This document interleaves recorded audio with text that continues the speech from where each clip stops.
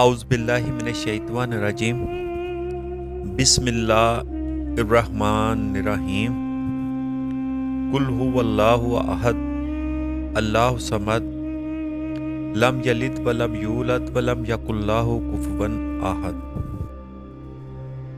میرے بزرگان محترم، میرے دوست، بھائی، عزیز، اہل دل، اہل ذوق، اہل شوق اور راہ حق میں اور راہ حق کو تلاش کرنے والے سب کو میرا بہت بہت سلام۔ جیسا کہ پچھلے کافی دنوں سے ہمارا اسی سورہ پاک کے حوالے سے مضمون چل رہا ہے، آج بھی میرا مضمون گزشتہ سے پیوستہ ہے۔ تمام مراتب بیان ہونے کے بعد جامعہ جمیع مراتب حضرت انسان کے مرتبہ پر گفتگو ہو رہی ہے، جس کے متعلق مولا تعالیٰ نے خود ارشاد فرمایا، خالق الانسان علام البیان، اور کسی مقام پر ارشاد فرمایا، لقد خلقنا الانسان فی احسن تقویم، ہم نے انسان کو احسن تقویم پر پیدا فرمایا، پیکر حسن و جمال پیدا فرمایا۔ کسی مقام پر حضور صلی اللہ علیہ وآلہ وسلم نے ارشاد فرمایا، حدیث قدسی، الانسان سری وانا سرہ، انسان میرا بید ہے، میں انسان کا بید ہوں۔ اور کسی مقام پر حضور نے فرمایا، مولا کریم نے آدم علیہ السلام کو اپنی صورت پر پیدا کیا۔ کسی مقام پر حضرت آدم علیہ السلام کا بیان فرماتے ہوئے ارشاد ہوا، وَإِذْ قَالَ رَبُّكَ لِلْمَلَائِكَةِ إِنِّي جَاعِلٌ فِي الْأَرْضِ خلیفہ۔ فرشتوں کا ارشاد ہوا کہ اے فرشتوں، میں زمین میں اپنا ایک نائب بنانے والا ہوں۔ تو میرے عزیز دوستو، اس مقام پر ایک چیز سمجھنا نہایت ضروری ہے، یہ جو تمام مراتب اور مقامات ارشاد ہوئے ہیں، یہ حضرت انسان کے لیے ہیں، اور حضرت انسان ان تمام مراتب کا جامعہ ہے۔ لیکن یہ کیا بات ہے کہ کسی مقام پر یہ مقامات اجاگر ہو جاتے ہیں اور کسی مقام پر اجاگر نہیں ہوتے۔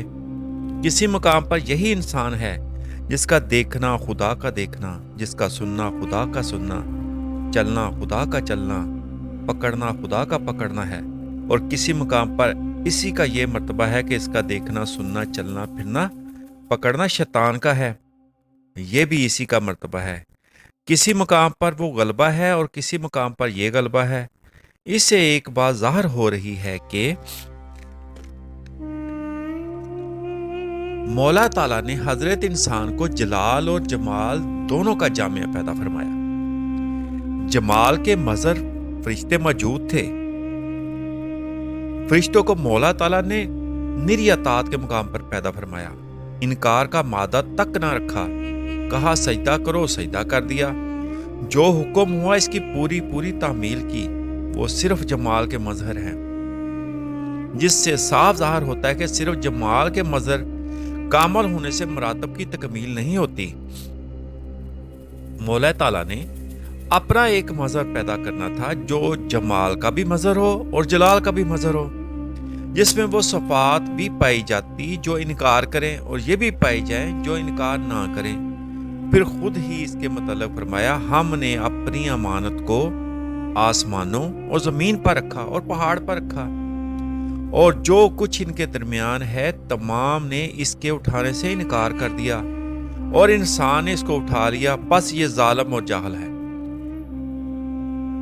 امانت کو اٹھا کر ظالم اور جاہل بن گیا۔ اس مقام پر ایک چیز واضح ہو رہی ہے کہ زمین و آسمان تھے، ان کے درمیان فرشتے و جنات بھی موجود تھے، ہر شے موجود تھی، تمام کے سامنے امانت کو رکھا گیا اور تمام نے انکار کر دیا۔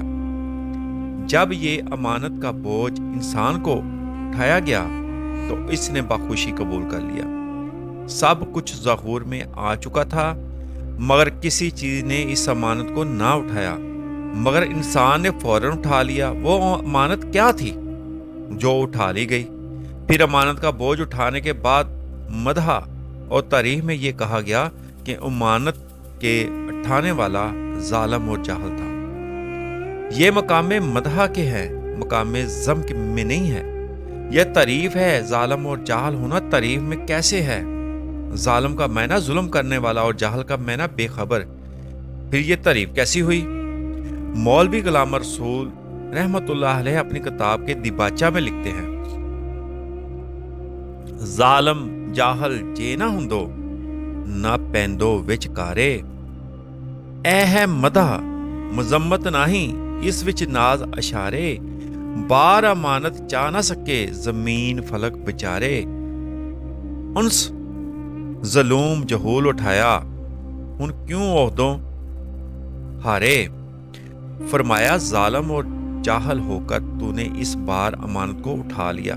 دوستو، اب اس کو سمجھانے کے لیے کہ وہ بار امانت کیا ہے، کون کہتا ہے کہ ہمیں نماز روزہ حج زکوٰۃ امانت کے طور پر دیے گئے ہیں، کوئی کہتا ہے ہماری طاقتیں مثلا بولنے سننے چلنے پھرنے کی طاقت ہمیں امانت کے طور پر دیے گئے ہیں، لیکن اللہ والوں نے جس امانت کو بیان کیا ہے وہ کیا ہے، اور جو اللہ والوں نے سمجھی ہے اصل وہی امانت ہے وہ کیا ہے؟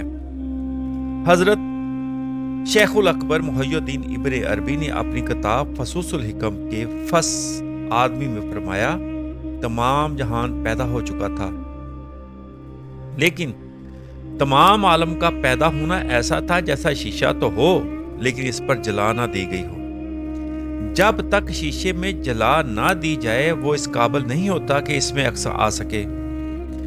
دناؤں نے یہ طریقہ نکالا کہ شیشے کے پیچھے پانی چڑھا دیا تو شیشے میں جلا آ جائے گی، یعنی شیشے کے پیچھے ایسی سیاہی چڑھائی جائے جہاں جا کر کوئی تجلی یا جلوہ نظر پار نہ جا سکے، اور سیاہی یہ کام دے کہ نظر یا تجلی پڑے تو شیشے پر پڑ کر منفل ہو جائے۔ سائنسدانوں نے یہ بھی کہا کہ سورج کی کرنیں جب زمین پر پڑ کر منفل ہوتی ہیں تو روشنی ہوتی ہے، اگر کوئی رکاوٹ نہ ہو تو روشنی بن نہیں سکتی۔ روشنی اس صورت میں ہوتی ہے جب زمین سے رک کر واپس ہو۔ ایک اور تجربہ، کمرے میں ایک لیمپ روشن کرتے ہیں تو روشنی دیواروں سے ٹکرا کر واپس ہوتی ہے اور کمرہ خوب روشن ہو جاتا ہے، مگر کھلے میدان میں اس لیمپ کی روشنی لیمپ کے قریب ہی رہتی ہے۔ یہ معنی ہوا کہ روشنی تب پھیلتی ہے جب منفل ہو۔ اس طرح سورج کی روشنی زمین سے رک کر منفل ہو کر واپس ہوتی ہے تو روشنی ہوتی ہے، یعنی کوئی تجلی ہو، جب تک رکاوٹ نہ ہو روشنی نہیں دیتی، ظاہر نہیں ہوتی۔ شیشہ تو موجود تھا مگر جلا نہ دی گئی تھی۔ شیشے کے پیچھے سیاہی کا لگانا ضروری ہے، گاڑی میں شیشے کے پیچھے سیاہی کا لگانا ضروری ہے، گاڑی میں شیشے کے پیچھے اندھیرا ہونے کی وجہ سے صورت نظر آ جاتی ہے۔ سیاہی چڑھی ہوئی ہو تو شیشہ صورت دیکھنے کے قابل ہو جاتا ہے۔ ذات باری تعالیٰ کے تجلیات کے لیے بھی کوئی آخری مرتبہ ظہور میں ہونا ضروری تھا، جہاں ظہور پورا ہو جائے اور تجلی واپس لوٹے۔ اس لیے جس کو خدا نے اپنے پورے ظہور کے لیے بنایا اور اس میں نفخہ کیا، تجلی ڈالی، تو پھر تجلی منفل ہوئی، جلوے منفل ہوئے۔ ان دنوں میں میرا ایک عزیز بجلی کے اسکول میں پڑھتا ہے، وہ بتا رہا تھا کہ بجلی ایک لائن سے آتی ہے اور ایک لائن سے جاتی ہے، اگر آ کر بلب میں رک جائے تو بلب ٹوٹ جائے گا، اور اگر منفل ہو تو بلب بھی روشن ہو اور بلب ٹوٹے گا بھی نہیں۔ اس سے ثابت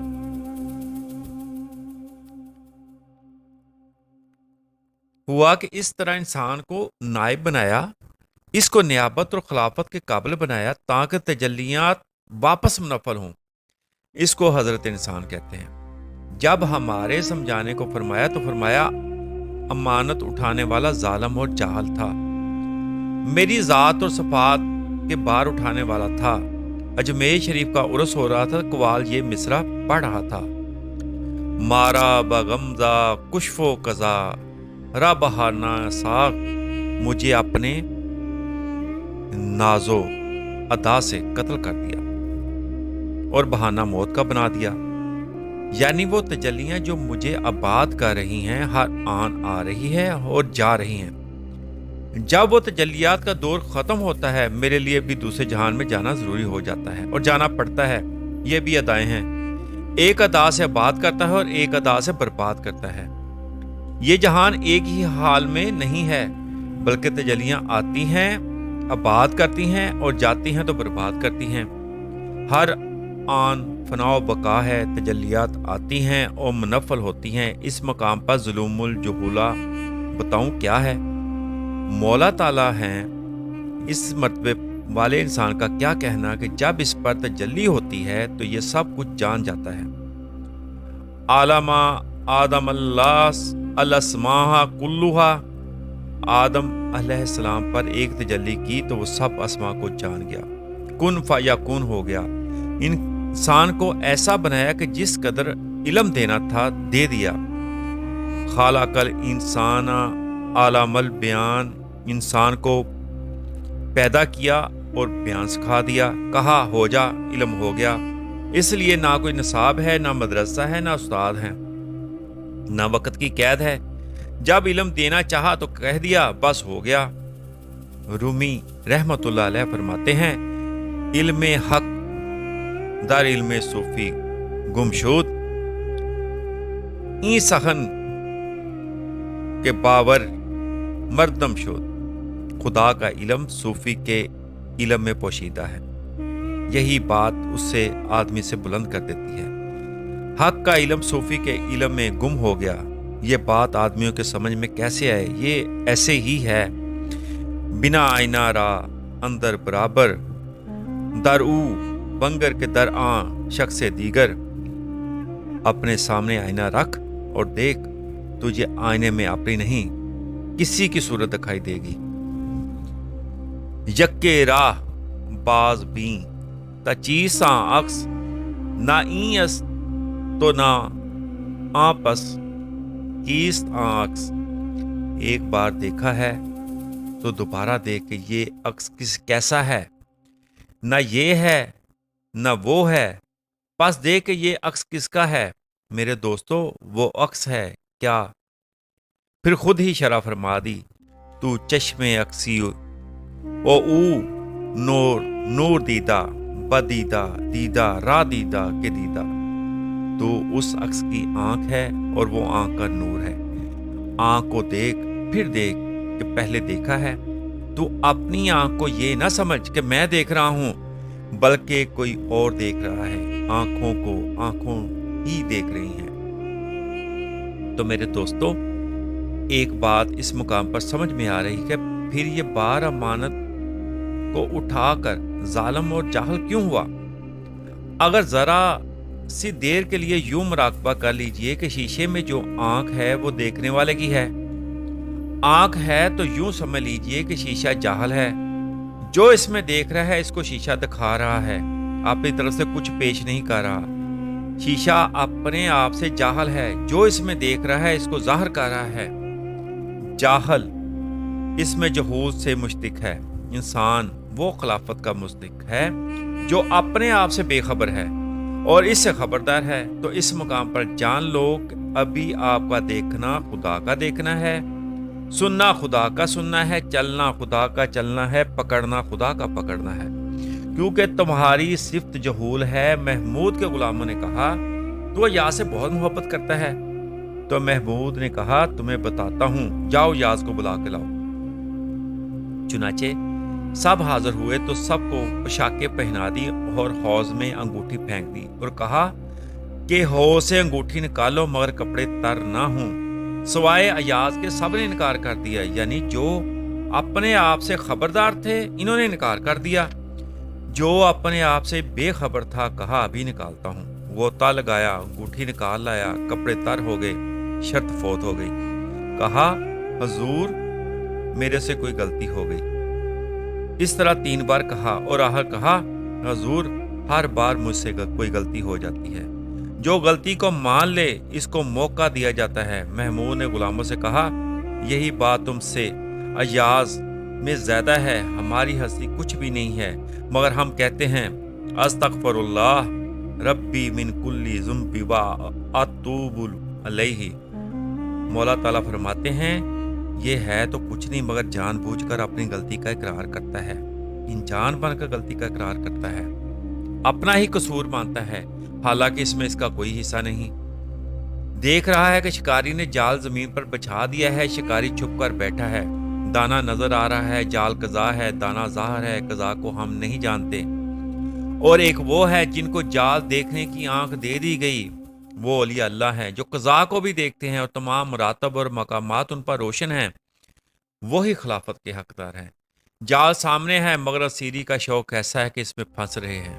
حکم ہوا کہ یہ راز نہ کھولنا، اگر کھولا تو ظالموں جاہل ہو جاؤ گے، کیونکہ اس نے جال اور دانا سب دیکھ لیا تھا، پھر انجان بن کر پھنس گیا۔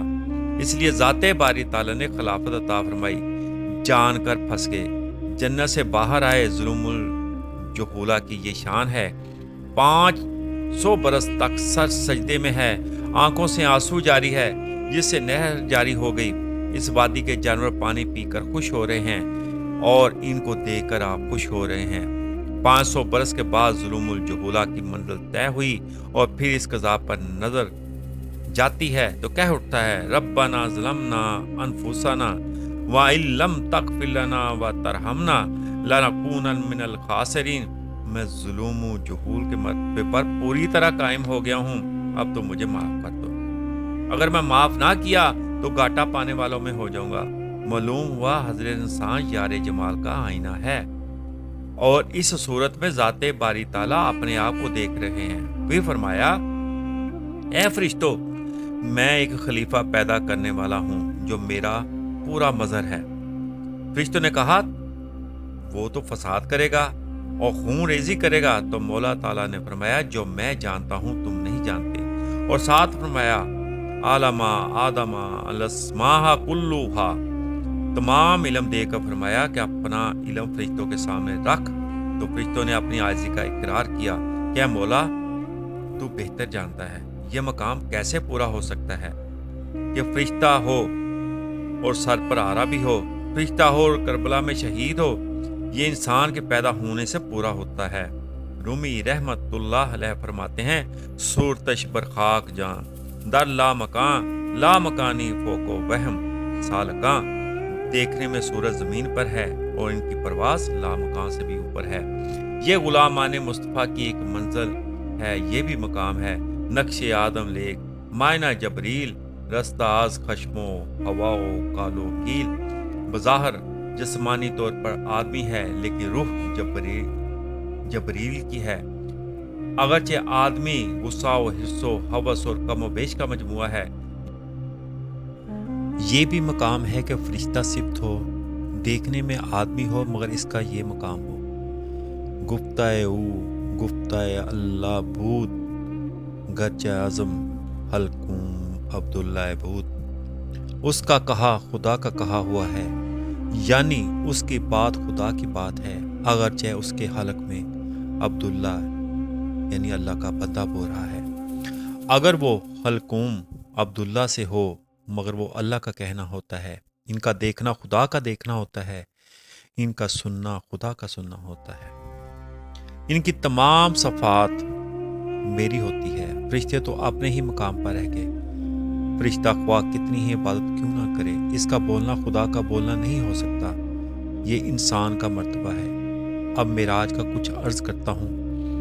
یہ انسان تو جامع جمیع مراتب ہے، جس پر یہ تمام مراتب کھل جائیں، اس کا کیا کہنا۔ جس پر یہ مرتبہ کھل جائے، حضور حدیث معراج میں ارشاد فرماتے ہیں، میں نے رب کو نہایت احسن صورت میں دیکھا، انی رائے تو عز وجل فی احسن صورت ہی۔ احسن اسم تفسیر ہے، سب سے بہتر اور حسین۔ پیر مہر علی شاہ صاحب فرماتے ہیں، سبحان اللہ ما اجملہ کا ما احسانہ کا ما اکملہ کا۔ کتے مہر علی کتے تیری ثنا، گستاخ حقیں کتے جا لڑی۔ فرمایا، کہاں میں کہاں جمال مصطفیٰ، میری کیا مجال۔ حضور نے فرمایا، میں نے اپنے رب کو احسن صورت میں دیکھا۔ تو پھر کوئی کہے کہ کائنات میں حضور سے بڑھ کر کوئی حسین ہے، کسی چیز کو ایسے حسن و جمال کے ساتھ پیدا فرمایا ہے۔ حضور حسین ہیں، حضور سے بڑھ کر کوئی حسین نہیں، حضور ہی ہیں جن کو احسن صورت دی گئی۔ تو یوں فرمایا کہ میں نے خدا کو اپنی صورت میں دیکھا، اس لیے تو فرمایا جس نے مجھے دیکھ لیا حق کو دیکھ لیا۔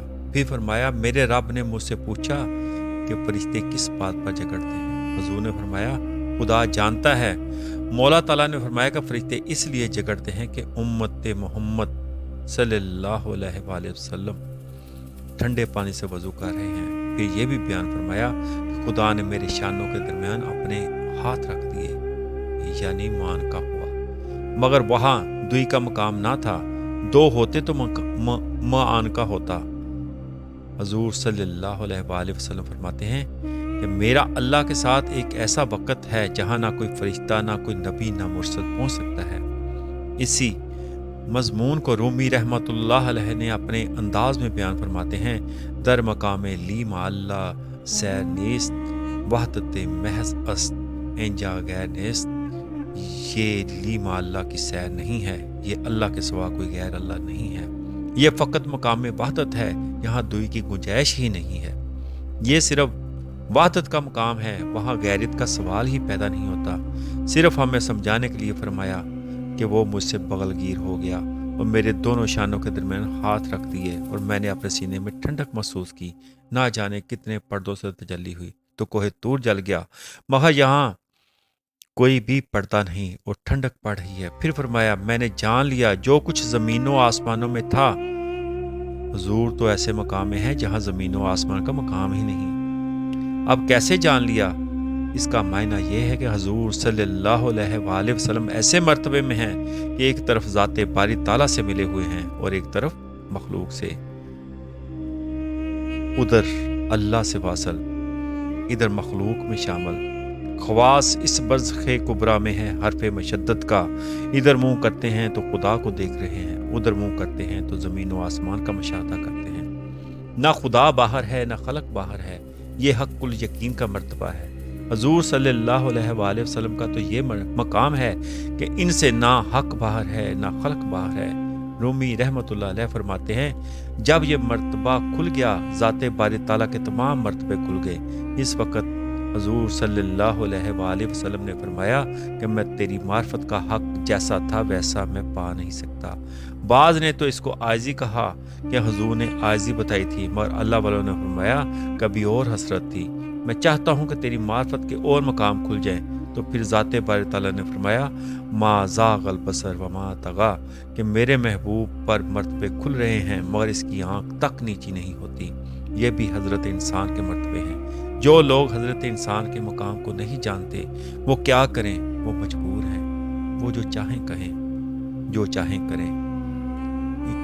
اللہ پاک ہم کو حضرت انسان کے یہ جتنے مراتب بیان کیے گئے انہیں سمجھنے کی اور اس پہ غور کرنے کی کہ ہم اس میں کس جگہ پہ ہیں، جو اہل دل ہیں وہ غور کریں اور جو سفر میں ہیں وہ بھی غور کریں۔